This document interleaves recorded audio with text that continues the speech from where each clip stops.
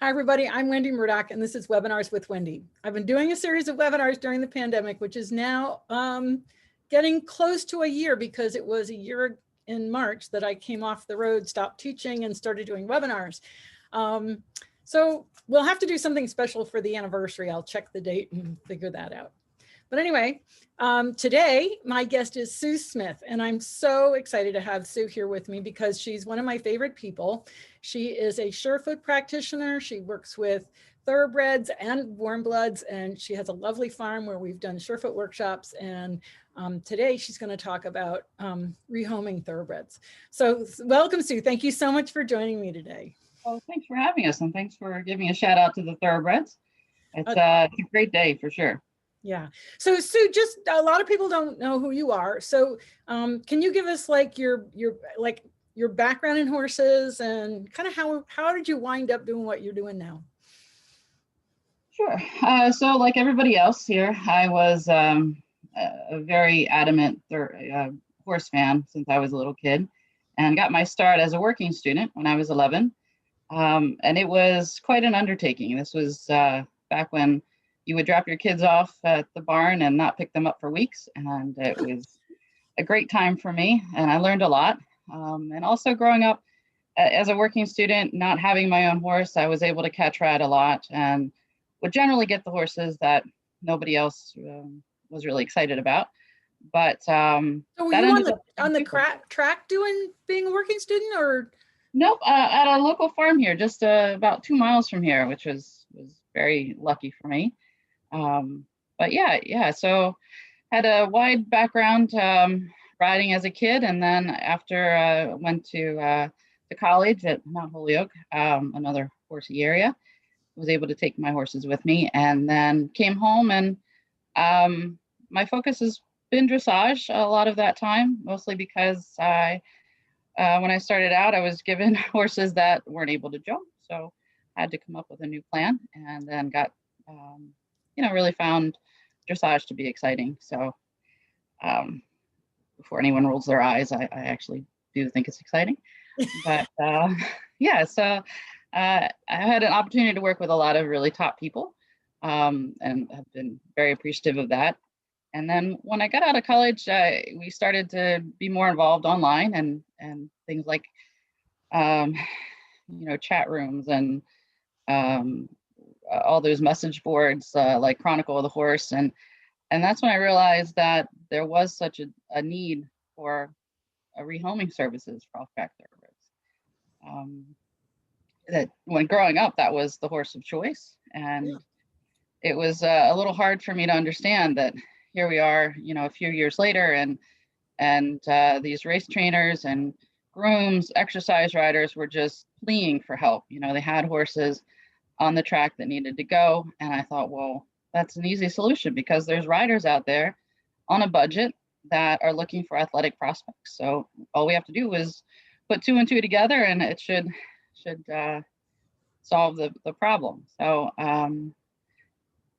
that's when I kind of got involved with CANTER. I did do a little fostering for some other organizations, but realized that at the time, most of what we considered rescues were horses that were in extreme neglect and probably were not going to be rideable. So they were a very deserving demographic, but not one that I knew how to address very well, in terms of finding homes as pasture pets. So to me, it seemed that the thoroughbred situation was a way to help a larger number of horses and a larger number of riders with limited resources. And so that's when I started volunteering for CANTER. What year was that, Sue? I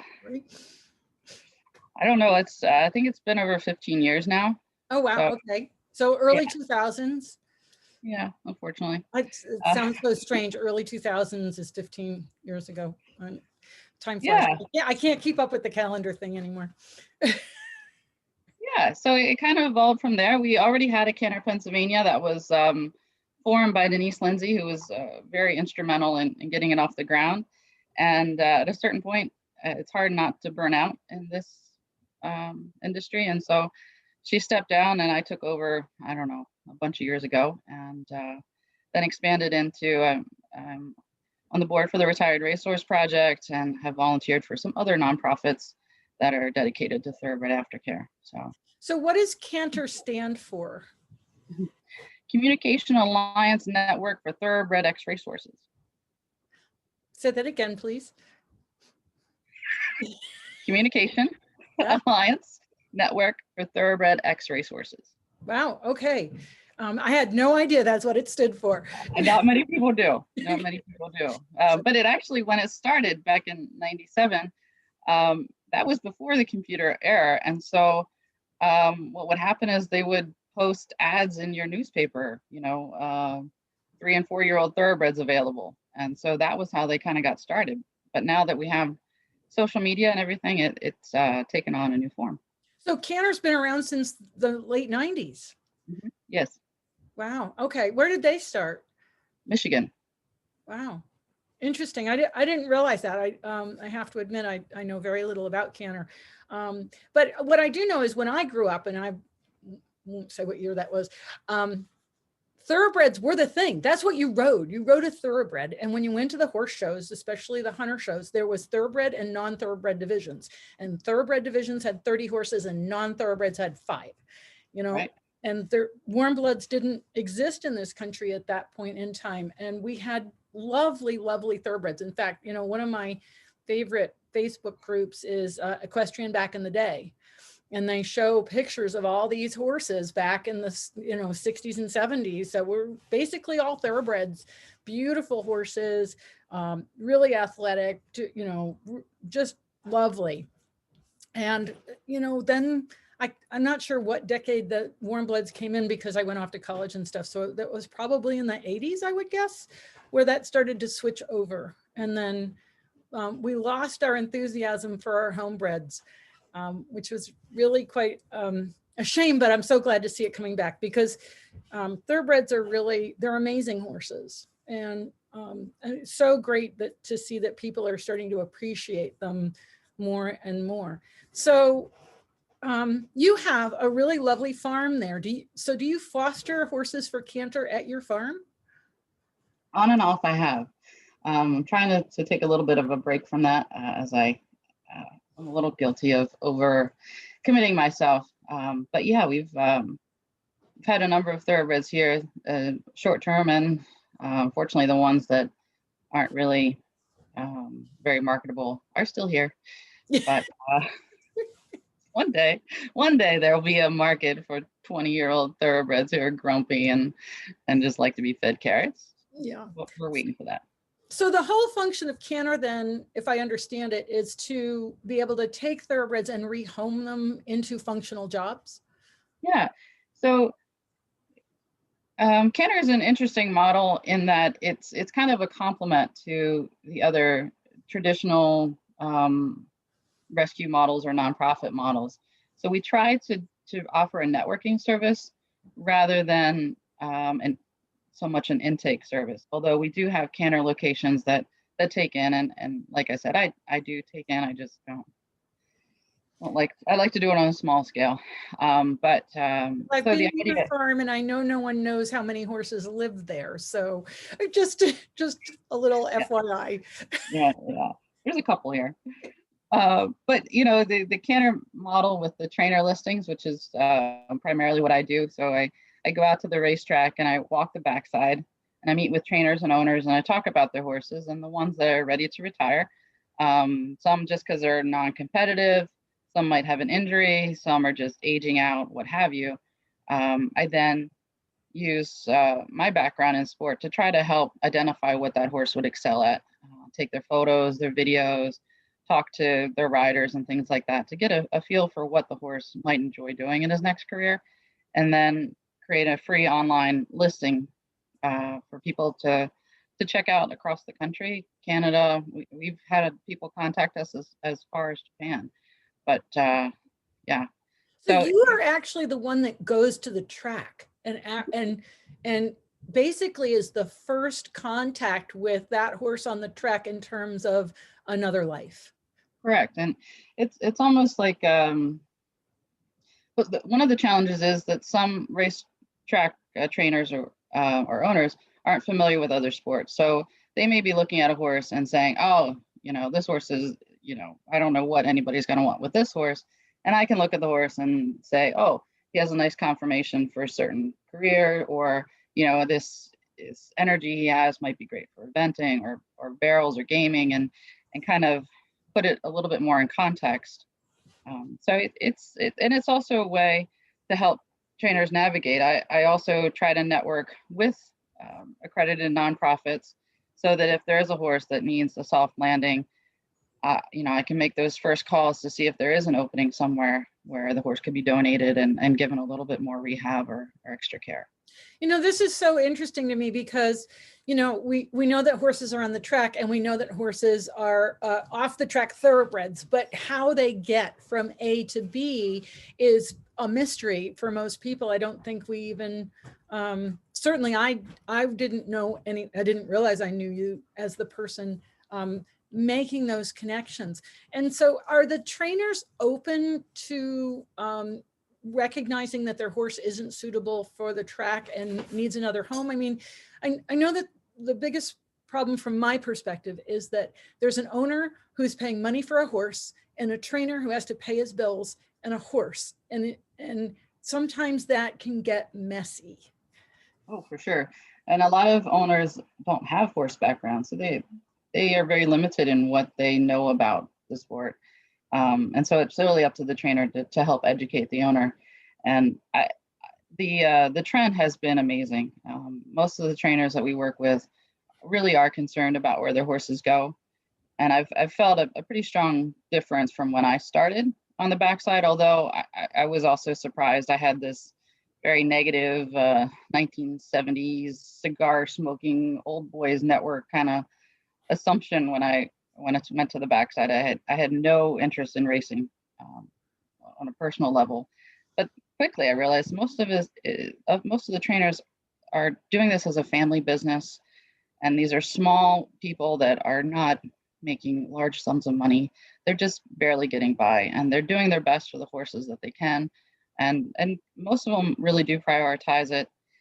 One of the benefits that I like about CANTER is that by having this be a networking sales opportunity, it incentivizes the trainers to retire their horses sound.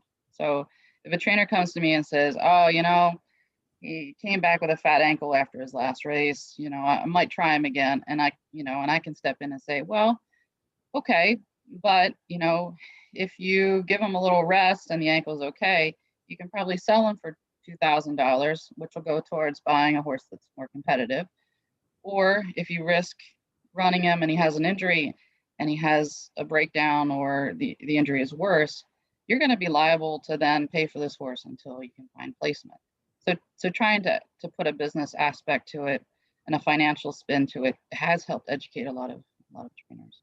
You bring up a point again that I think a lot of people are unaware of, and that and it's I can equate it to my business that I happen to be an international clinician, but most of my clients are just people who enjoy riding. They're not fancy, they're not superstars, they just enjoy riding. And I think in the racing industry, we all watch the Triple Crown and we think that everybody, it has big backers and big owners and lots of money. And that's not true. That what you're telling us is that the majority of owners are kind of like my students. They're a lot of mom and pops, a lot of small businesses. They love horses and they really care about their horses, but the economics of it is a struggle. I really empathize for anybody in the business, because I don't know how they're surviving, and it's they're not taking home big paychecks, they're not living lavishly. Their horses are taken care of mostly better than they are. Now I am at a small lower level track, so I'm kind of at the pretty far away from the Derby, but these are very hardworking blue collar people for the most part. So you have to keep things in perspective. I know it's easy to paint this broad brush that people are out to do something negative in the industry, but if you're going to get into a business where you work 24/7, no vacations, no nothing, and you hardly bring home any income whatsoever, you didn't get into it for the money. You got into it because you had a love of the animal. And, I think that needs to play a part in this. Absolutely. And I'm so glad that you're bringing that perspective, because like I said, I didn't know anybody who was that transition person from track to off track. And, I think it really gives us another perspective of hardworking people, loving horses, doing the best they can, and trying to do right by their horses. And when this all started, there wasn't somebody coming to the backside. There wasn't somebody coming and saying, hey, you know what, if you sell this horse now, you can get some money to buy another horse. That didn't exist. And so these guys were really stuck between owners that wanted to see their horses run and horses that may not be ready to run, and no avenue out. Yeah. And if we're going to play the back in the day game, Sure. When I was younger, it was really commonplace for people in our show circuit to go to New Holland to buy a horse or whatever. And obviously those outlets, they've closed, or they're gone. They're lesser, they're fewer or lesser or farther between. And so,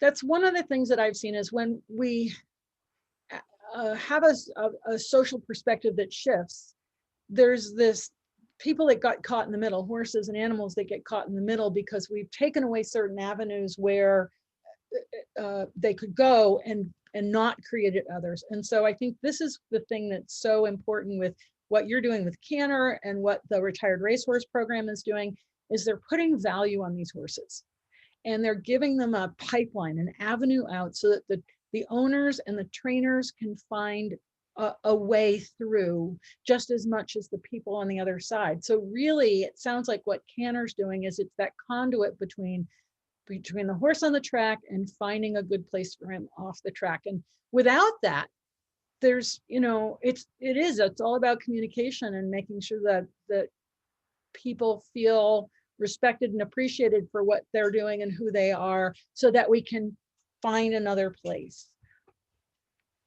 Absolutely. And it's kind of a big gap between the sport world and the race world, which I'm hoping is narrowing a bit as we're seeing more crossover. We're seeing more eventers that want to try to exercise, ride to get fit and work on the track. And then we see also racehorse trainers who want to compete in the Retired Racehorse Project because it looks like fun. And yeah, so it really helps the horses in the end. Well, and I know that some of these trainers actually follow their horses, and when they see they're entered, they're really excited. So bridging that gap, and that's so cool that they can see that what they did was the right thing for that horse, and here he is now excelling in another area. Yeah. I mean, these are such athletic animals, and they retire quite young, so they have a lot of years left to give. And there's so many riders out there that need a little help financially. I mean, none of us are getting any wealthier, at least I'm not. So if they can compete and find a horse that's affordable and is still competitive, that's phenomenal. Yep, that's awesome.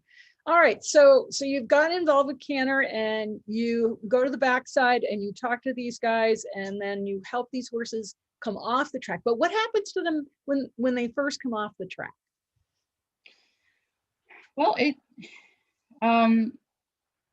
depends on the horse. Some transition in the second they step off the trailer, and others do take several months, honestly, to settle into the new atmosphere. And that can be one of the challenges, that when people first buy a horse off the track, they aren't quite sure what to expect. And it is helpful if they have someone knowledgeable to walk them through the process or help them with any questions that they have. One concern always is introducing turnout, since some of these horses haven't been turned out for several years. So it's always good to start in a small area like a round pen or a small paddock. That way, if they start running, it's kind of limited how fast they can go before they run out of paddock. So it does kind of help make the transition a little easier. And they're also used to being handled all the time. So they're used to being in their stall probably 23 hours a day and then handled for an hour. And then you come home and sometimes too much turnout at one time can be a little exciting to some. So you kind of have to gradually get them into it, keep that kind of consistent schedule so that they know what to expect, and they like to work. So sometimes bringing a horse home and putting him in a pasture for a month is the worst thing for them. Sometimes they really come home and they want to go right to work the next day and keep that consistency. And of course, others might have some soreness or soundness issues that require downtime. And so you have the whole gamut. Frankly, it's really individualized. But so are there organizations that, how do I put this, that you connect the horse to so that they can have like this transition? Is there a transition facility, I guess is my question. Well, there are nonprofits that intake horses and start that transition for people, and usually put the first several rides on the horse, which is an awesome service. So there's options that way. There's private resellers that kind of do the same option, where they have their own plan, they have their own setup. Some of them are set up very well to start that process. And then other amateurs are doing quite well bringing them home themselves. So it just requires that's what I was wondering is how, the percentage of people that say, I want to off the track thoroughbred that's coming right off the track and they take it home. That's where I could see people could get into some trouble. Mm-hmm. No, you're right. If someone's buying directly off the track, I always recommend that they have quite a bit of experience or are working directly with a trainer, barn manager, something like that can oversee the process a little bit. And then, read up and use some common sense. But it's surprising how quickly these horses transition into new jobs, and we're always glad to see that. Yeah, no, I remember, this is going back into the 80s. 2 horses came off the track to this barn I was at. One of them packed a 5-year-old in a month. Yeah. Kid, and the other one took much longer to transition. And I don't know, is there a way to evaluate a horse when it's going to come off the track as to how long that horse is going to take versus, do we have a screening system, I guess is my question. That would be nice. I'm always amazed because there's some horses that are dead quiet on the track and you get them home and suddenly they've awoken and they've had a complete personality change. I've also had ones on the track that were, jumping out of their skin at every moment. And as soon as they got on the farm, they took a deep breath and they were ready to go and be a little amateur horse in 2 days. So it is hard to judge that. One of the best guesses I usually have is pedigree. The one good part about ex-racehorses is that these are registered horses and the pedigree is tracked extensively. And there's a lot of experience out there. Even the Retired Racehorse Project has a bloodline blog where you can go on and kind of look for other horses, other people's experience with horses with similar breeding to yours. And there's some lines that are going to be on the more eventer style, wanting to strong work ethic, wanting to do something. And then there's some others that are a little bit more on the pokey side, which are great for amateurs. So I hadn't thought about that as a resource, but because I can remember back when I was in Kentucky handling yearlings, and people would say, oh, this is a Nijinsky, and and he had a particular personality, and so they could see the traits that the stallion or the dam would throw because there was a lineage, there was a history there, and so you could check that out. So I never even thought of that as an excellent resource to know a ballpark on a personality, on a temperament type, I should say, as opposed to a personality, a temperament type, and whether or not they would transition. But I guess there's also, for anybody that's had an off the track thoroughbred, is there some registry or something that if you were going to look at a horse that's of a particular lineage, you could contact somebody else who has a retired racehorse from that lineage and go, I love the cattail behind you, by the way. Just she doesn't have a tail of her own, even though it looks like that. Yeah, I'm never alone. But that is a resource to just connect with other people that might have similar bloodlines to say, you know, how was this horse and did you run into any issues there? Is that a possibility with some cases? Yeah, so with the Retired Racehorse has the Bloodline Brag, which you can go on, but you can also go on a lot of these forums like Chronicle of the Horse is still out there. And if you post in, a question asking how are, horses by a certain sire or dam doing, people are usually quick to follow up and like to share their experiences. Well, and haven't the Thoroughbred organizations started to get involved with this as well?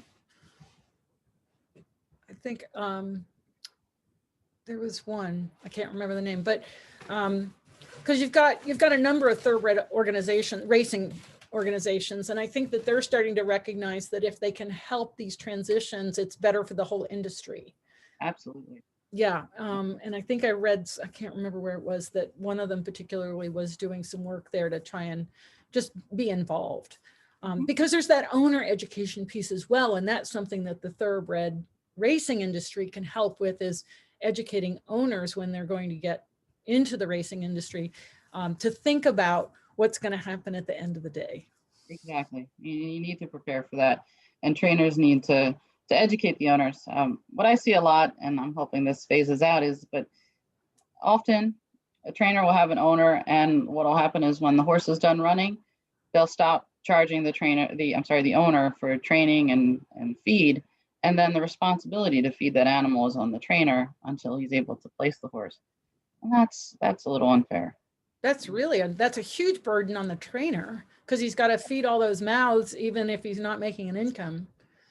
Right. And so it then there's no incentive for the trainer to find the best home. The incentive is to move the horse as soon as possible. So, we have to make some education efforts there.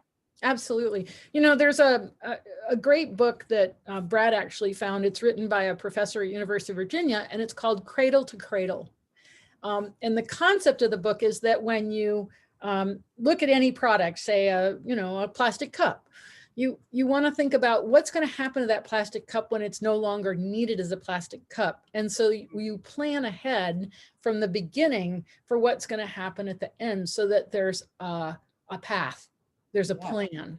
And that would probably be something that would be great to see, that if an owner is going to come into the industry, that they sit down and have a discussion about what's going to happen when your horse isn't racing anymore.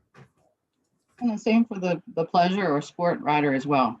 I think we need to kind of come to terms with that as part of an industry. And we love our animals very much, but we also have to think, what happens if something happens to me, or something happens to the horse? What's that next step going to be? Right. Okay. So so tell us about the rehoming process. So you've made the connection between the track, you found some horses, some of them can go into transition situations, some of them go directly to owners, some of them might be in retirement facilities. But when we want to start kind of looking at these horses for someone who's looking for a horse, let's look at it from that perspective. So say I'm curious and I want to find myself an off the track thoroughbred. I want to do some trail riding, maybe a little bit of dressage, and maybe dabble in a little low level eventing, just kind of an all rounder. What do I do? Well, the first resources I would go to is your nonprofit organizations. Do you want to go through our screens show? Oh yeah. Okay. And I've made you co-host so you can screen share. Yeah. Oh, great. I should have. And while you're doing that, I'm just going to read this one chat here that says, I've learned so much over the past 7 years with my OTTB and access to the internet. I've been able to keep in touch with her original owner who paid for her surgery when she was injured training and then rehabbed and then put her in a rehoming pipeline. I also found interesting folks like Kylie Roftus online, the OTTB guy, who has a website tracking his breeding a baby racehorse who is now in race training. I feel I know so much about my horse in her early years. Priceless. Thanks to all rehoming organizations and all trainers who do the right thing by their racehorses. That's great. Kyle is actually a canter volunteer as well. And he also is working with the Caribbean Thoroughbred athletes, which is an interesting nonprofit in that they're down in Puerto Rico, which obviously they don't have the resources for a lot of sport horses or retirement. And so that nonprofit helps to move horses back to the USA and find safe homes there. Wow. Which would be great. Yeah, Puerto Rico's under a lot of stress. They've never recovered from the hurricane either. No, it financially, there's just no expectation that they would be able to handle many off-track thoroughbreds. So it's a great opportunity for them to come back to the States. Many of them started running here and then were shipped to Puerto Rico. So now they get to come home and hopefully find another career. So yeah, that's really great. All right. So we'll just run through this because we've kind of come across some of these already. But obviously now is a definite improvement on people's interest in off-track thoroughbreds. We just announced today the trainers that are going to be able to compete for the 2021 Thoroughbred Makeover, which is very exciting. There's going to be over 900 horses competing this year. Wow. So it's tremendous. Yeah, that has been the single most, in my opinion, the single most advance in making thoroughbreds once again the horse of the United States. Yeah, and it's really increased the value of these horses, and it's increased the value of the horses coming right off the track. It's increased the value for those that have put the training into them and now are maybe reselling them as confirmed in a specific sport. So it's been tremendous. Yeah. So some of the benefits are why we think everyone, including you, Wendy, need an off-track thoroughbred. Is that you have this opportunity to purchase a horse that's registered. The stud fees were probably astronomical, well-bred, bred for sport, very versatile breed that has already been professionally started. It's been trained consistently. So, very confirmed walk, track, canter. They teach how to swap leads on the track. So it's not quite the same as sport training, but these horses have a lot of skills. And they've also, many of them have traveled all over the country, or at least have been on the trailer a few times. They've been tied in their stall. They're familiar with that. They've been shod. They've been checked over by the vet. So it's really hard to find a comparable breed that has all this going for that is selling for a fraction of the value. So well, and to that point, horses are not like puppies. You don't want to get them young and grow up with them if you are not an experienced person in those early years. So the early years here are taken care of, and you're now coming in at a better point in their life when they're rideable and you haven't spent 4 years like looking at a foal and it breaks its leg in the field, or, has a crooked leg, or, all those lovely stories. Yeah, it's really great. And I really appreciate that they've been in consistent work. It's so hard when we're looking for a sport horse. You can find some great breeders, but then they don't have the resources to kind of begin the training process, or can't afford to keep them in training regularly. And then they sit in the field, and then, so it's really notable. I love that about them. So, not only do I think it's great for the horses, I think it's great for the riders.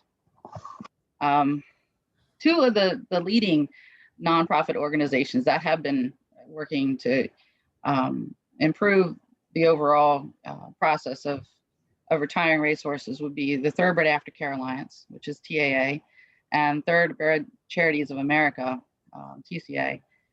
We love acronyms in thoroughbreds, apparently, but TAA has been around less than 10 years, and they've raised $20 million.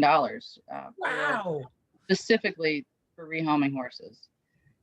So what they do is they've realized that we didn't have the infrastructure to properly process thoroughbreds and get them into safe homes. We didn't have quality nonprofits that were running with a professional mindset and the education to restart horses. So they stepped in and they helped with the financial aspect. And they aren't completely paying for these programs, but they are helping to cover some of those costs. So right now they have 81 nonprofits that are accredited, meaning that they've gone through an extreme line of requirements, both financially and organizational process, as well as being, TAA goes out to the farms and checks over all the, all the equipment, all the safety aspects, and really make sure that the horses are being properly cared for and that funding is being spent in a responsible manner, which is incredible. So they are, if you go to their website, they have a list of their accredited nonprofits. That's a great place to start if you're looking for a horse. So they're basically they're supporting transition facilities. Exactly. Yep. Yeah. Because unfortunately, horses are expensive. Yeah. Yeah. So you got to think each horse that's coming off the track generally is going to require at least $2,000 to maybe even $4,000 of care before you actually find a long-term home. And in order for that to be plausible, you need a lot of funding, and grant writing is very, very extensive, and no guarantee that you're going to get the funding there, as well as asking for private donations.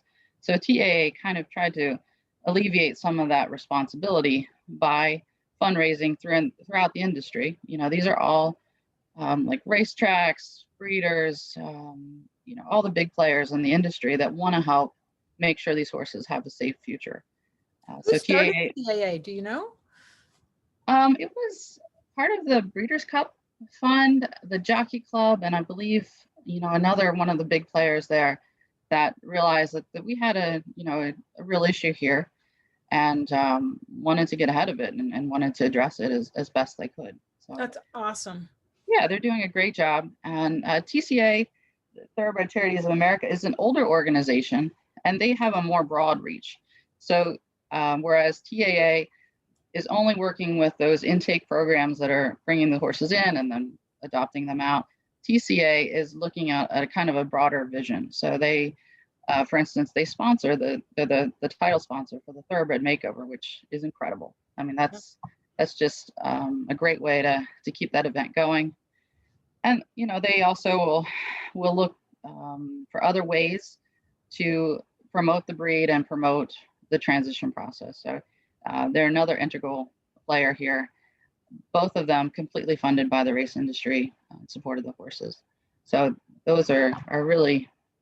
So on TCA here, you include backstretch workers, so they're actually helping the folks that are on the track too.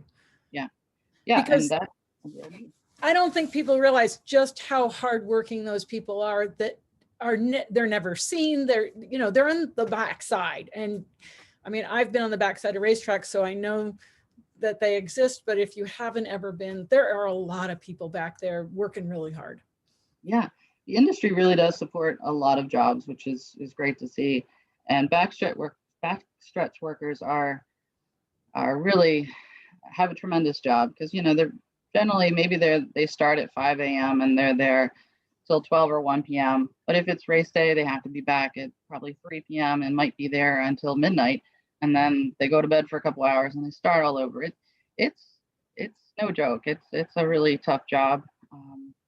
And it's a lifestyle. There's people, most of them don't have a day off, or maybe they have one day off, they're completely immersed in the industry. And it's great that TCA sees that there is need there, both for help. Yeah, because that's awesome. I didn't realize that there was an organization doing that kind of work. And, I think one of the things people don't realize is and I don't even know what the number is, but the number of people that are employed because of the racehorse industry, and they're blue collar jobs. They're not highly educated in terms of college or, even high school, but they're hardworking people. And, this is where that whole idea of cradle to cradle, when we look at the industry as a whole, it's a huge part of the economy. And so it's one thing to say we should just get rid of racing, but it's another thing to recognize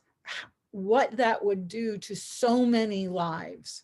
And so the balance is always make it as ethical as possible, make it as safe as possible for everybody involved, but also to recognize the livelihood of so many people that are dependent on this industry. Yeah, and for some of these backstretch workers, I don't know what other jobs that they would qualify for, really, Right. that they'd be comfortable with. It's very welcoming to immigrants. It's it really provides an outlet for people for the blue collar worker that want to be outside and work with animals. It's really a great service.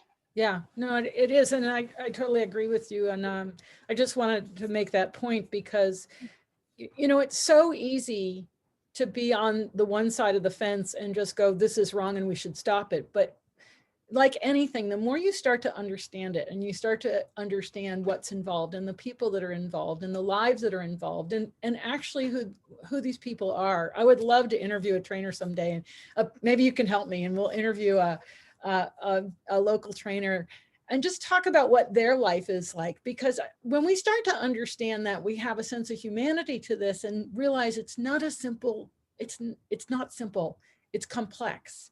And you pull one thread and it's going to cause a ripple effect through the whole fabric. And so we have to keep working toward, and that's what this is all about, working toward how can we make this better for everyone involved, move those horses off the track that need to be moved off before something happens to them. But at the same time, recognize all these other people involved with the industry that their livelihood is dependent upon. Absolutely. And you also have to think about what would happen to the breed if we lost racing. It would really dwindle. Same with, you've got a lot of land preservation because of breeding farms and hay, and it's a very complex issue for sure. Right. Right.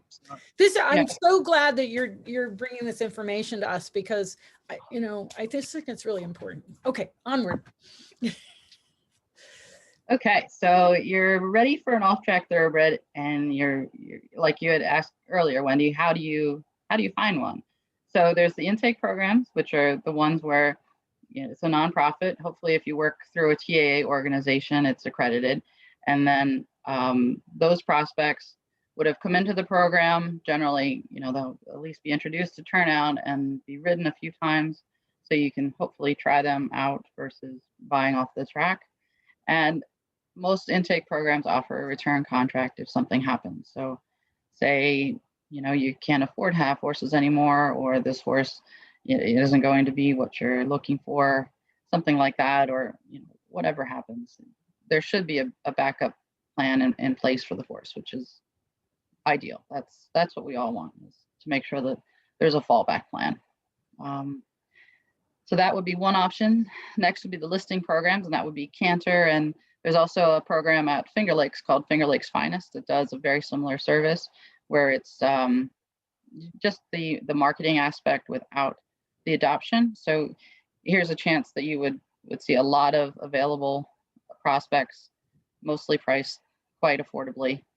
But if you're shopping on the racetrack, you need to have a little bit more of a background to understand possible soundness issues, to see if you're looking at legs, to see, oh, well, there's an asymmetry here. Why is this knee larger than that knee? Is that a red flag? You have to be a little bit more savvy about the experience, or have people with you that are experienced, like legitimate trainers and experienced thoroughbred people.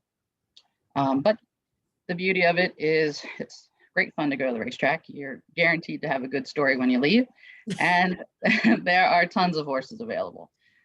This year has been an anomaly for everybody. So usually you would go to our local racetrack and there would be 30 horses for sale. And I don't know that I would say that today, but generally that was the situation. So you go, you have one horse in mind, maybe it's not the right horse, and then you go look at the next one, or this trainer says, hey, my neighbor over here has a horse. So it's a great way to look at a number of horses at one time. But the challenge is that generally, this is a straight sale between you and that race trainer. So there isn't usually a return option if, your finances aren't well, or the horse is injured, or what have you.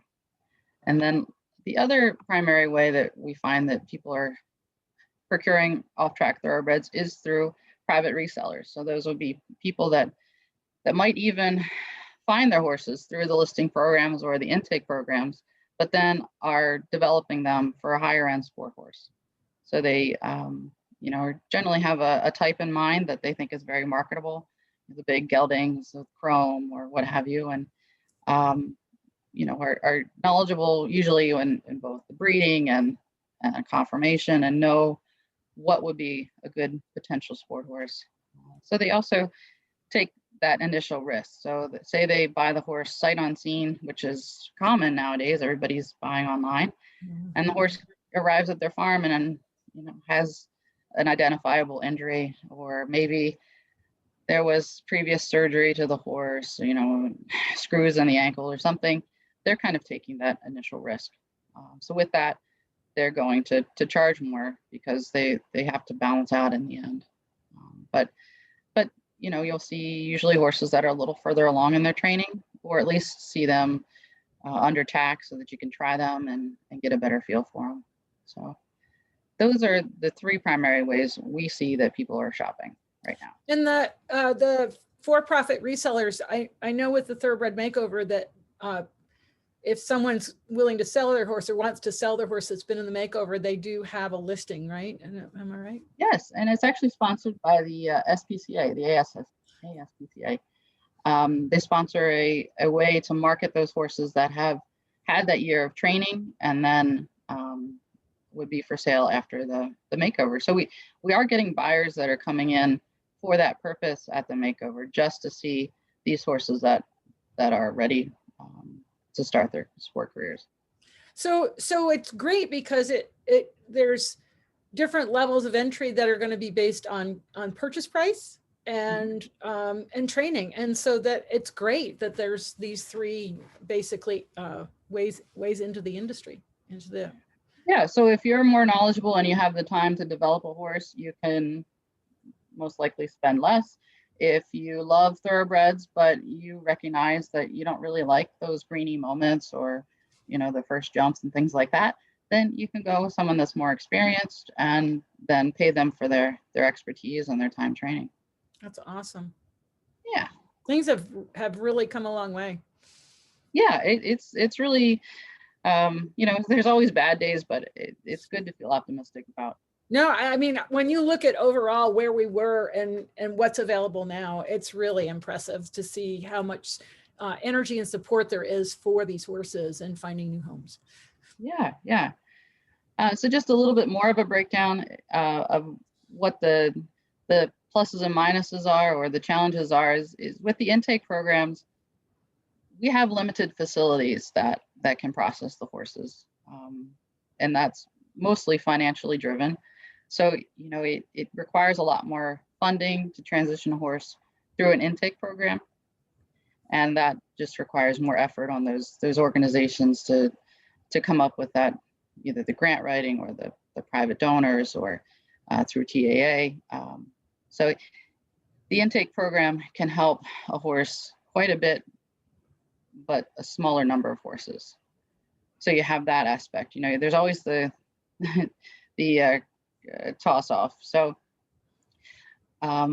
usually they're providing long-term security, which is fabulous, but then they also have to think about that, to be prepared for horses coming back years later that might have an injury and might have limited marketability to be adopted again. So it's a challenge that way. But some of the TAA organizations that stand out are New Vocations, who have 5 locations across the US now. They're a large organization and are adopting out about 500 horses a year. Wow. Which is fabulous. There's a group, one of their New Vocations locations is in Pennsylvania. So we've been there, and great people, but they have a beautiful place in Kentucky. They're in Ohio. They just started Louisiana. Wow. And they also service New York, I believe. And then locally to us, the Mid-Atlantic Horse Rescue is a group that I've worked with on and off for a lot of years now, and feel very strongly about them. So I wanted to give them a little shout out. All these are TAA accredited, so they have gone through the process of being checked out. And then there's Rerun in New York, which is another large off-track thoroughbred organization. So those are great places to look if you're shopping. Then there's one other style of nonprofit that the race industry, as a way for the race industry to support rehoming, and that's with horseman-sponsored programs.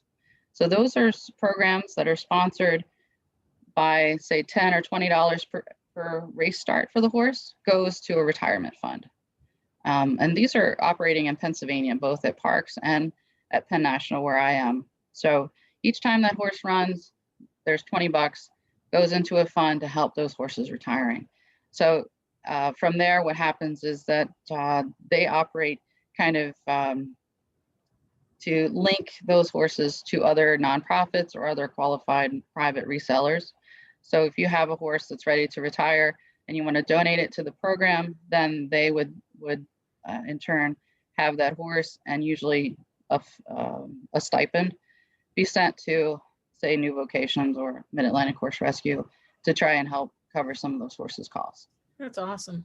Yeah, so that's paid for, by the horsemen for the horses, and another way that the industry gives back and tries to protect their own. And this little picture here, this is Reggie D. He was at the makeover in 2019, and he was first a CANTER PA horse, but we didn't have much luck placing him because he was 10, and people were a little turned off by that. So we reached out to Mid-Atlantic Horse Rescue, and they had an opening. So they not only took him in, but then they trained him and took him to the Thoroughbred makeover and had a chance to highlight him there. And he found a home either at the makeover or just after that. So that extra training helped him find a home, which is great. Yeah, so we love that. And then we talked a bit about what I do with the listing services, and it's a way to help a large number of horses a small amount. So unfortunately, I can't take back all the horses that we placed. For Pennsylvania, we were in the 200 to 250 horses a year. So even if 10% of those horses didn't work out, we don't have the funding to take back so many horses. So we can only do what we do to try and get them out as a complement to these other intake programs, because the intake programs just don't have the room to take the number of horses that are retiring. So it's a different approach. It does, they're very separately organized, but both play a pretty strong role within the industry. The beauty of these listing services is that they are so affordable to maintain. We're an all volunteer organization. We provide all our own equipment. So basically, for the nonprofit to continue, just needs to keep the website going, provide for insurance, and we can help. So we can help 200 horses on $1,000 a year. I mean, that's a pretty good value. I mean, it can't do what the other programs do, but it's a step, because otherwise, if the horse can't go into an intake program and the trainer doesn't have any contacts, what do you do? Exactly. So it's just another approach. There's no one program that can address the size of numbers that are retiring. So it's nice to have a little variety. I think we've gone through a lot of that. The only other thing is that when you are purchasing on the racetrack, you don't have an opportunity to ride unless you are licensed as a rider within the race industry, which doesn't apply to most people. So that is another challenge. You have to be able to pick out a prospect just watching the horse walk and jog and seeing it in the stall. So that's a little bit of a challenge. And just one more thing, just because I think this is important, and we brought it up before, but what it does do when the race trainers are able to sell their horses is it does give them an incentive to do right by the horses. They can see a value in the horse. They can see a value in the horse retiring sound. And I can't emphasize how that is critical to a horse's future. If they can retire the horse sound, that horse has a tremendous benefit and a much brighter future.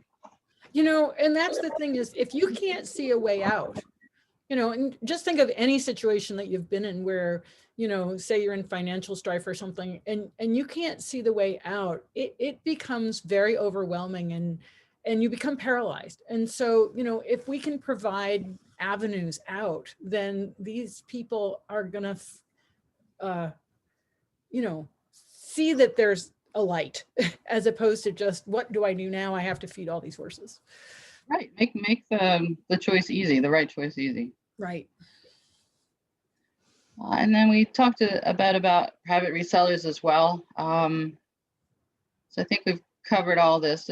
You're most likely paying a little bit more by going through a private reseller, but you may have a chance at a horse that has more training, or maybe has even had some vetting. Then we go to factors for selecting an OTTB. All things to consider and kind of narrow down your search. So taking into effect the basic statistics like age, sex, temperament, conformation. I put posture on here because you'll see that a lot of horses,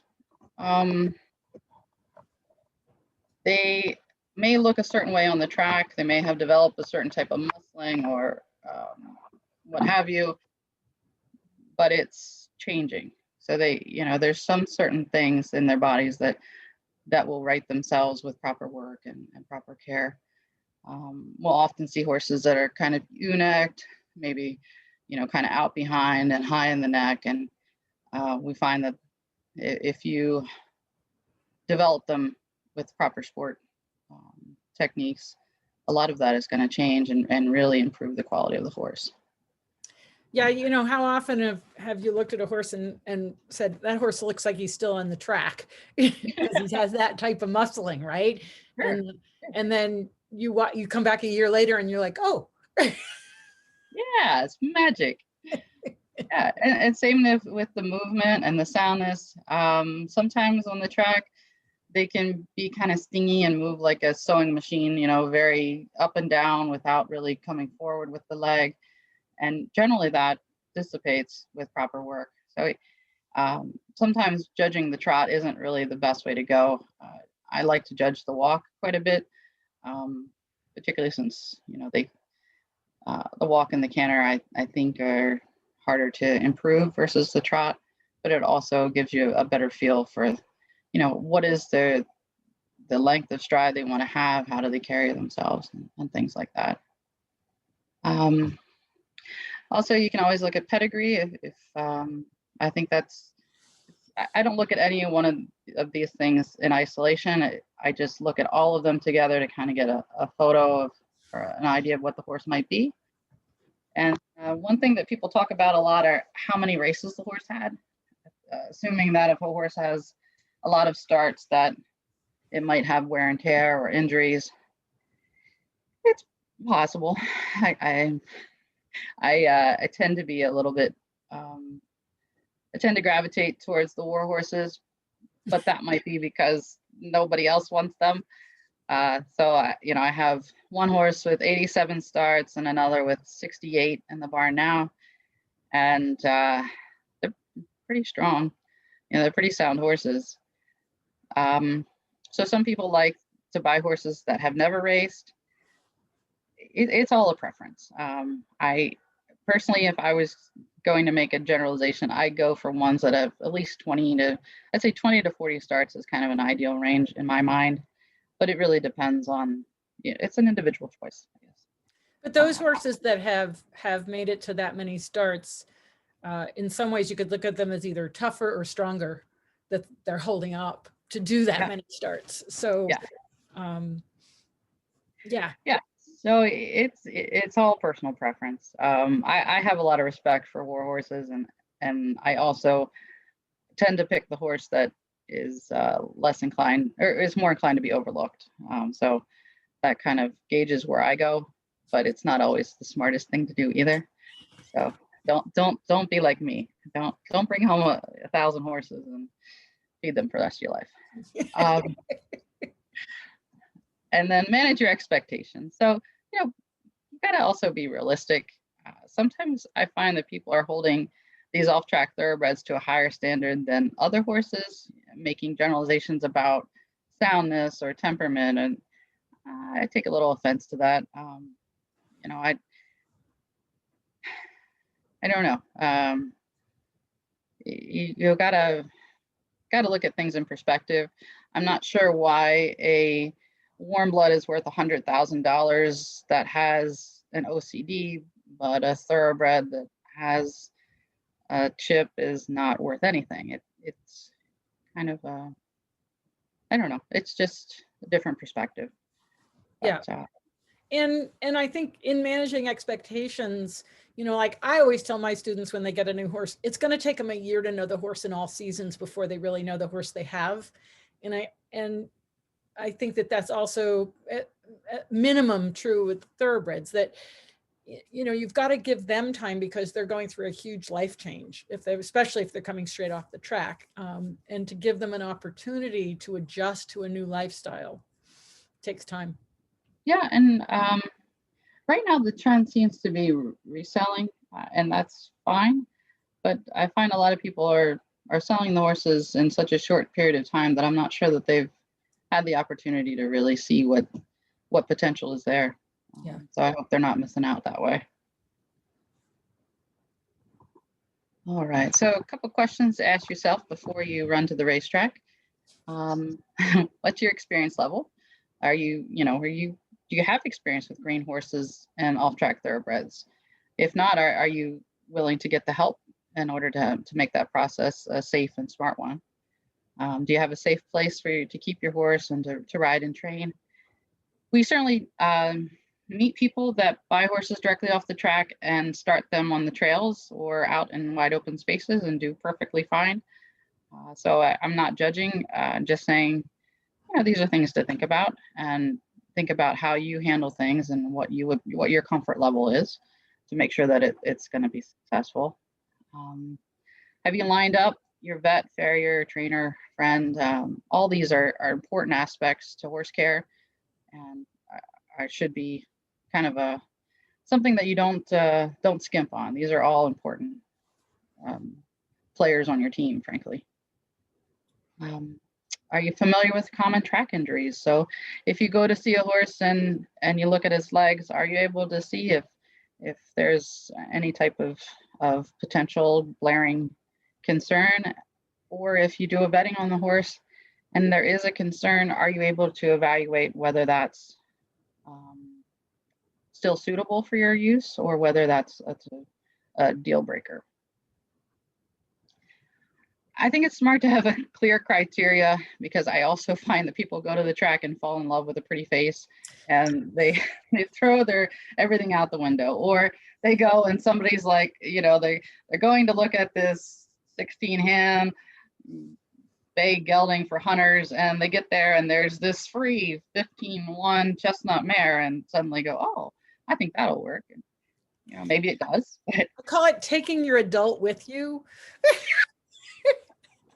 You know, so many of my clients, they're lawyers, doctors, professionals, you know, team leaders and all this stuff. And they get around the horses and their children. They're emotionally 7, and the horse bats his eyes and they fall in love and buy a completely inappropriate horse. Now, that's not all of them, okay? But it's a common occurrence. And I think it's really important that we take our objective self with us when we go look at these horses. And I think that's what you're trying to say is, yeah, I'll talk to people and they'll say, you know, they'll give me a list of, this is a complete no-go if the horse has any of these 3 concerns.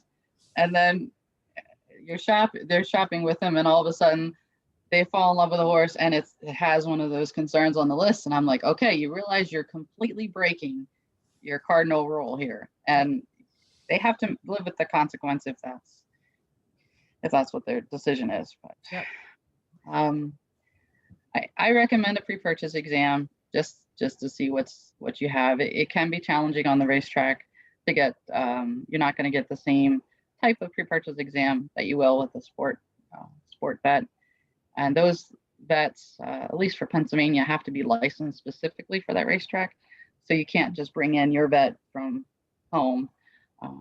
You have a very limited pool of vets to work with. But if you're planning to do a pre-purchase exam, I would just include that as part of your budget for purchasing a horse. So if you have $1,500 to spend, then start looking at a horse for $1,250 so that you have $250 for your pre-purchase. Just to make sure that you're again acting like an adult. And then, think about, everybody wants the happy ever after, and we hope that's what happens. But if there are challenges, are you prepared to get some help? There's a lot of great horses out there that didn't make it just because there wasn't the resources to get even a couple lessons or a month training or whatever.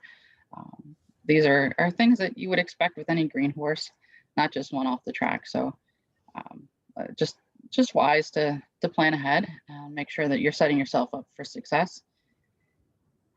And then the contingency plan. I don't know that we can have a welfare discussion without bringing up the role of euthanasia, which isn't anything anybody wants to talk about, but I think it's important for any horse person to understand that euthanasia isn't something that should be looked down upon, and it shouldn't be judged. And it should definitely be considered a better option than giving a horse away to an unknown home or sending it to auction or whatever it is. Or just turning it loose like they did in 2008. They literally just turned horses loose to fend for themselves in some places. That's that cradle to cradle thing. And I think this is a really important point, Sue, and probably I might look to see if I can find someone to have a webinar where we can have that discussion, because it's something we need to think about. Now, I've been unfortunate enough to have my horses die tragically. So, it's like, that's a whole nother story.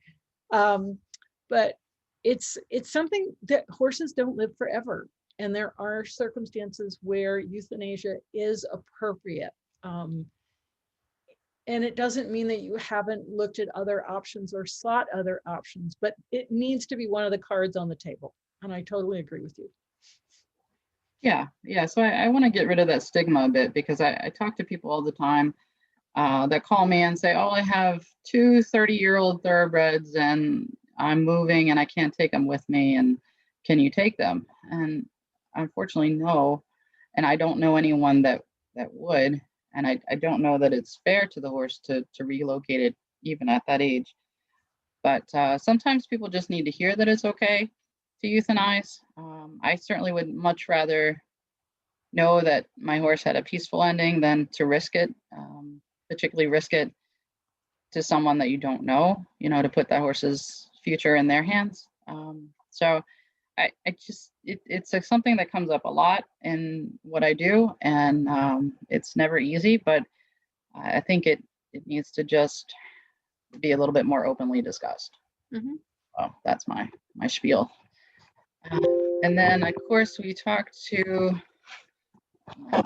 here. Sorry, I talked a little bit about the Retired Racehorse Project. We just announced the trainers for the year, which is exciting.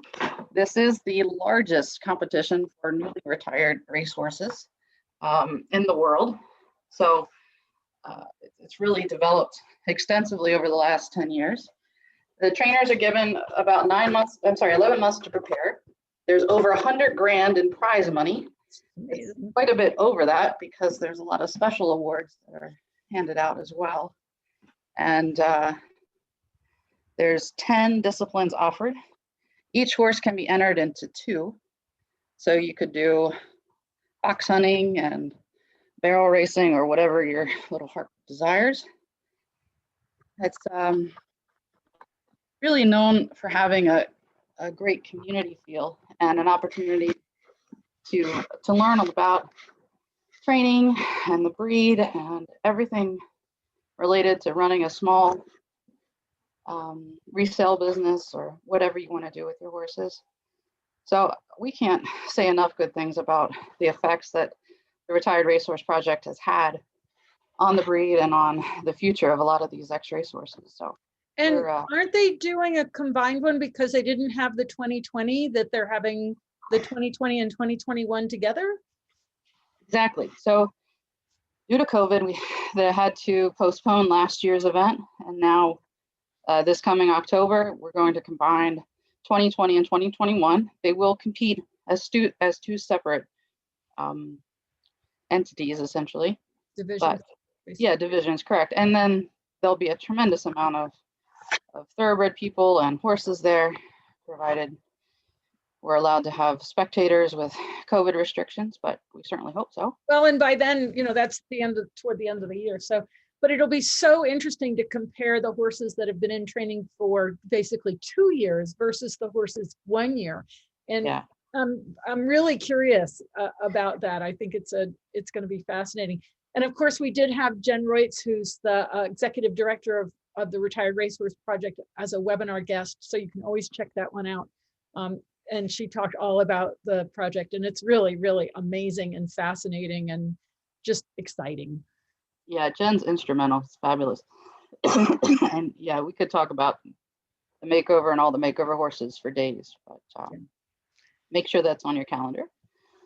Excuse me. Yep. Yeah, I think that, and that program hasn't even been around, 10 years, I think, and it's just done so much for the industry. Yeah, I believe we hit 10 years last year. So doing really well, and just started out as a very small event, and now has bloomed into this destination event for so many people. Yeah. All right, so I just wanted to go, I know I'm getting a little long-winded here, so just wanted to go over a couple horses, kind of highlight what to expect with your off-track thoroughbred. This horse is he's 6 now. He was just should play. You just have to find your little play button. Oh, okay, maybe that. Let's see here. Sometimes it's the space bar. Oh shoot. Oop. Nope. I can't do it for you. I'm trying. Shoot. Usually if you go over, put your mouse on the video, there should be a little at the bottom of the video. It should show up your it should. Yeah. I'm not sure. Okay. This is small, but hopefully that's it'll okay. work. Okay. Maybe once you start it, you can make it full screen. Oh, shoot. Oops. Oops. Yeah. You hit start from the beginning. Oh, there we go. And now it won't play again. All right. It's okay if it's small. You can just, This is kind of the limited view that you get before you go shopping. So you would see photos like the one on the left, and then a short walk trot video. So you'll also notice that this trainer recently had broken her wrist and is jogging this poor horse in her backyard for us. And so, there's not a whole lot here that you're gonna write home about. This was right when COVID was starting, and the trainer had approached us because she was concerned about what was going to happen. Racing had been shut down, and she wasn't sure about income and all those things. So she had reached out with some concerns. So he was actually one that we had taken into our program, and we had a volunteer who was willing to foster him, Justine, and then immediately loved him because he was very well-minded, and is gearing him towards the 2020 makeover, which will be part of the mega makeover. Ah, shoot. Oh, it's not going to play. All right. So this is him. Just the video was taken 4 months after he was restarted. So it kind of gives you a feel for how he's developing. He's gaining some muscle there, and just has a lovely way of going, and was really just a nice choice, or it's going to be a nice choice for the makeover because he is super well-minded. This is another horse from last year. She was a war horse, So she was retiring at age 9. She had 78 starts, but Wow. really pretty. And we were just sent this video a couple days ago. She's gearing up towards the makeover as well. She'd be competing for the 2021 year. Just gives you a little clip of her as they're developing her. So they've had her a couple months now. So obviously the concerns about bringing home an off-track thoroughbred usually range from soundness, a temperament, suitability for both your sport or your rider. So maybe you bring the horse home and he jumps more like a jumper than a hunter or something like that. These are concerns that people face, but generally if you can put the training into them, they're going to have the value that you're going to be able to find a great home for them. And then how you can help. Yeah, make that slide, just start your slideshow from that slide if you can, and then it'll, if you go up to start play slideshow, you should get a choice of from current slide. Oh, no, shoot, I pushed the button. Sorry. Oops. Okay, that's okay. We can go through again. There we go. Whoop. Okay, here we go. Yeah. Okay, so if you'd like to get involved, it doesn't mean you have to bring home a thoroughbred, although, you know, that's kind of my spiel.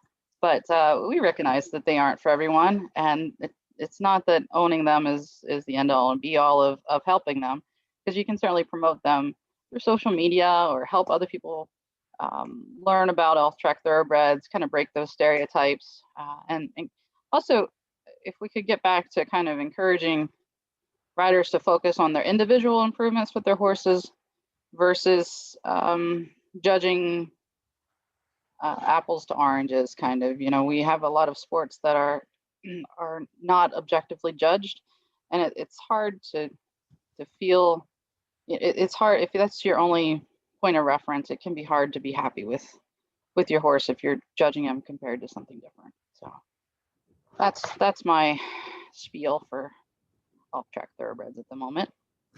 And I'm probably gonna have to go back to these as well. Do you want to talk about Surefoot? Yeah. Yeah. Okay. You have that video of the mare. That is that, or is this a different horse?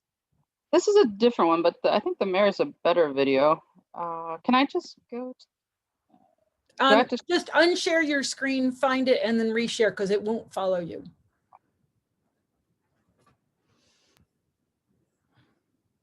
So while Sue's doing that,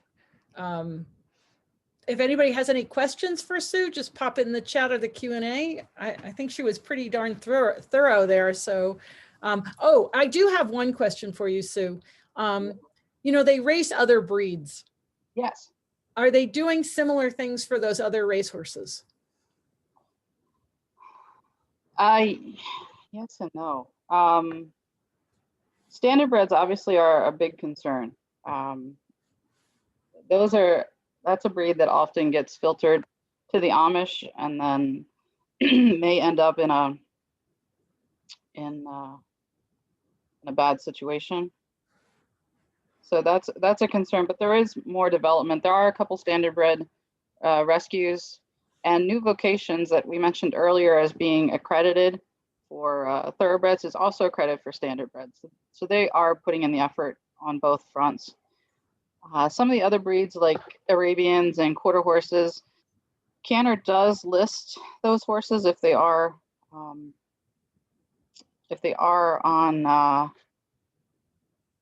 our farms, or I'm sorry, on our racetracks. So like Delaware Park has Arabian racing, and they will list Arabians that are retiring. So you can always check those out. Quarter horses are more common out west, so you can check those out. I think Texas has that option. So yeah, there's some effort, but it's a little surprising to me that the thoroughbred race industry gets a lot of flack, but they do put a lot of points in place to try and protect the animals. Yeah, and I don't know much about the other breed racing industries. You know, you don't hear much about it. That could be good and that could be not so good. It's really hard to say, you know. I mean, when they're not getting the kind of visibility. Okay, do you see my screen yet? I do. You see BB? All right. Here we go. Do you want me to just play it? Is that the easiest way? Sure, yeah. Just click your little free up your space there that's blocking it in the right-hand corner. And by the way, you need to free up some space. I know. This is BB. BB is currently unemployed. Can you hear that? Yeah, but can you drop the sound out a bit because I want to ask you about her. Oh, sure. Yeah. You can let it play. But is she an off the track thoroughbred? Is that, oops, it disappeared. Sorry. Yes, she's an off track thoroughbred. She's a beefy little thing, isn't she? Yeah, that's why I was looking at her. She's kind of chunky. How long has she been off the track? I think 3 or 4 years now.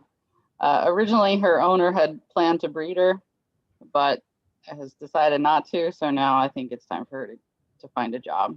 Okay. And so just tell us the story here about what's going on. Okay, so this is BB. And the concern that we were having with her is that she has separation anxiety, and she gets very excitable and very animated going from and to the field, and usually spends quite a bit of that time on her hind legs, much more dramatic than what she did there. But you could see that she still is a little bit concerned. So I thought to try the Surefoot pads with her, since I find that they have a lot of uses. And so that was her first time ever experiencing the pads. She had never seen them before. And so she just stood on it for maybe, I don't know, 2 seconds. Mm-hmm. No real time. But it seems that even just that short amount of time, she's starting to settle down. So we just tried it a few more times here. And I think that what I love about this video is that that you captured that she'd never been on Surefoot before, but that, this is a real situation is kind of what I'm trying to say. Yeah, and I think this is common for a lot of people that bring home off-track thoroughbreds. They have anxiety, they want to move, you're in the retraining process or you haven't started yet, so you don't have a lot of resources of what you're going to do with the horse. And she consistently, I mean, it was so bad, I couldn't let anybody else handle her because she was like this little bunny rabbit every day. So I just kind of thought, you know what, this has been going on. I'm not making any progress. Why not try the Surefoot pads? And just the second time here now that she's been on the pad, same thing, only about 2, 3 seconds. But now she's processing. You could see some blinking there. She's got a lot of lip movement. Now she's going to finally check out the pad and kind of see what it's about. And she's also so much quieter in the last 30 seconds. So her silhouette so interesting how she stood there so quiet, like still, and checked it out. Yeah, she was really kind of dumbfounded there for a second. And same thing, like now her legs have stopped moving. She's kind of checking in. She's like, oh, what is that thing? So this will be our third attempt on this leg. And I think that's also a really good point that you only did the one leg. It wasn't like you did a whole series of legs. No, it was just kind of one of those, here's 10 minutes. And honestly, I think we only spent 5 minutes. It's 5 minutes, yeah. 5 minutes. What can we change, or how can we work towards something different here? And she also starts releasing very quickly. In a second here, she'll start the yawning. Which is, so when I watched this video, because you posted it or sent it to me or whatever, and as often as I've seen this happen, I'm still amazed. I'm still amazed that you can take this little square foam and in a minute or two have this horse with her neck down, walking quietly, standing quietly. And then of course she does start yawning here and the next time. And I wish we could understand this better. Yeah, and it also opens up for me, what are some other places where I could implement Surefoot to kind of get away from, I guess, particularly with thoroughbreds, one of the patterns I see frequently is the horse will start out with anxiety.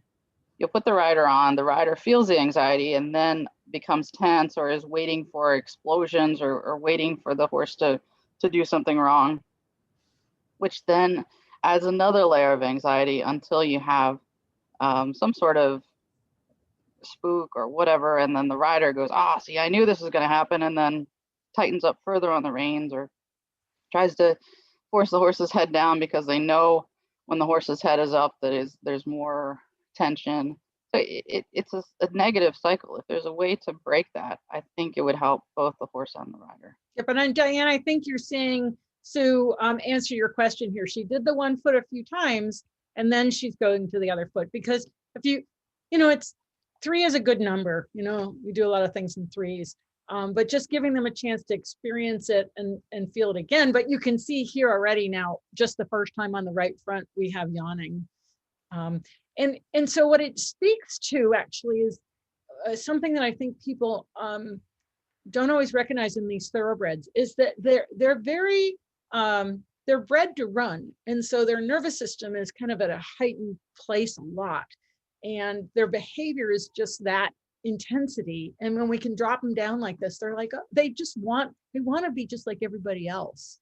They want to be peaceful. Yeah, they don't enjoy being tense or anxious, and it's a challenge working with them to try and to provide that comfort for them. So if this is a tool that can improve the safety of the rider and improve the comfort for the horse, yep, why not give it a try? And then you told me something about this horse. So you've done this one session, which was 5 minutes total, including the movement. And how has she been after that? She hasn't, knock on wood, has not been rearing at all. The only other, so the rearing went on for at least 2 months, I would say. That, every time we'd bring her in, and we bring her in regularly, but, every time it would be on her hind legs.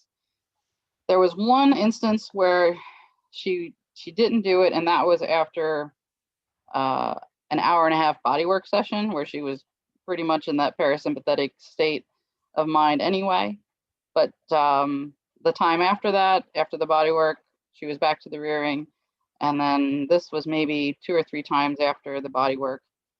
But since this little session, every time we've taken her to and from the field, she's been quiet and she's been very methodical. She hasn't been doing any of her usual playful antics and has been quieter in the barn when we bring her in. So it's had some sort of lasting effect for her. That's really awesome. And I would just I would suggest that you do that same short session one more time. Right. Mm-hmm. And if you can get it filmed, that would be awesome, so that we have that connection. But I have seen this where, one session can make such a dramatic change. And again, with these thoroughbreds, they're so sensitive. And I think we tend to misread their sensitivity. But they're just looking for that comfort, just like everybody else. Sure. One other one I have here. Can you see my screen now? Yep. Okay. So this is Sparky.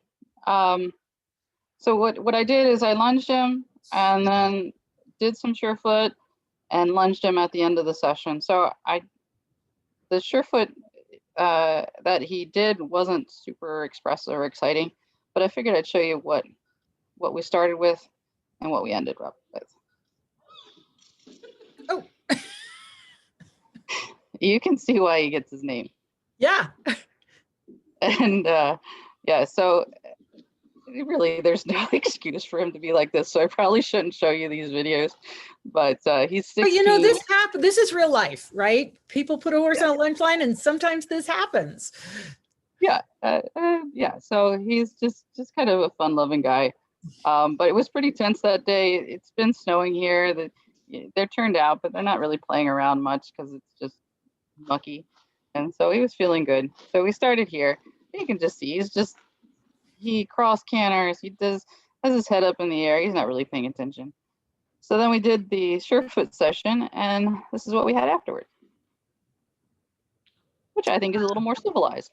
And how long was the Surefoot session? I would say probably 15 minutes. So just standing on pads, going for a walk, the typical kind of process. Yeah, I had one lunge in the middle there, and he was kind of halfway between these two horses. So, oh, interesting. Yeah. But yeah, and I just like that he's a lot more balanced here. You know, this is a much better quality trot. I as a, you know, if I'm going to put my dressage hat on, I would much rather have my horse move like that for 5 minutes than run around.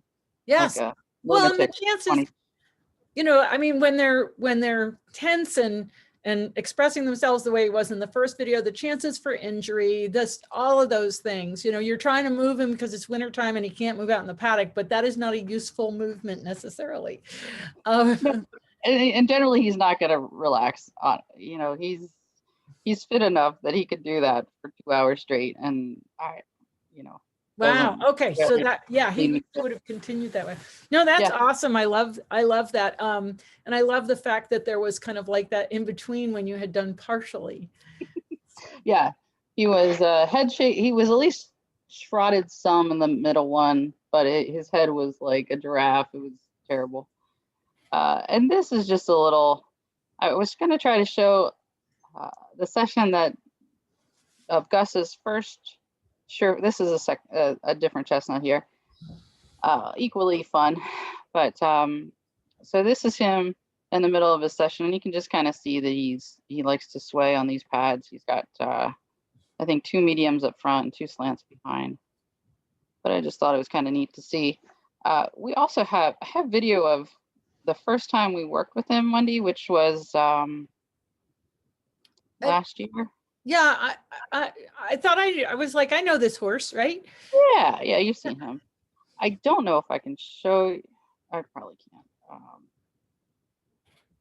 because you can't see the change of screen now, can you? I can see your movie video editor plus. Okay, I'm not sure if I can blow this up enough. I apologize. I should have gotten a little bit. That's okay. You know, Sue, we can always have you come back and do more. Okay. All right. Well, let me just show this real quick.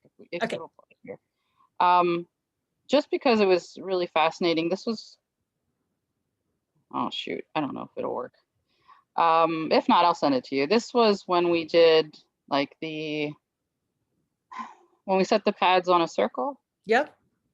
And it was just interesting because you could see the horse select the pads, which I thought was pretty cool, but it looks like it's not going to play. I think your computer is not happy with My computer is not happy with it. Yeah.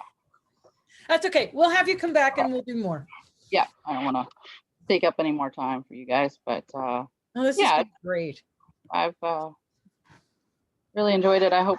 Yeah, just unshare your screen so we can wrap it up. You got it. Great. Yeah. No, this is super. And I so appreciate that you have been there for so long, helping connect the thoroughbreds with new homes. And it's so fascinating to hear you talk about the backside, because that's the piece we don't get. You know, we don't get that connection to understanding what's going on. And so that was fabulous. And people are really, they're commenting in the comments that they've really enjoyed the webinar. And like I said, so I think we're going to have you come back and we can talk more about some of those horses that you've put on Surefoot pads. We'll do that on a Friday. All right, maybe I'll put some for sale signs on them or something. Yeah, perfect. No, if they are, certainly. My mom would be very proud of me if I did that. But no, thank you. I really appreciated your time and really appreciate an opportunity to not only talk about the breed, but also the industry and the players that are trying to help the situation. Yeah.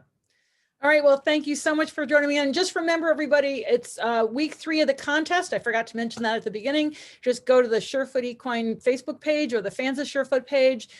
Week 3 contest is up. We'll be drawing the winner on Friday. You have to enter all 5 contests to be eligible for the 6th grand prize. So be sure you sign up. Thanks so much, Sue, and we'll see you again soon. Take care. Thank you. Take care. Bye.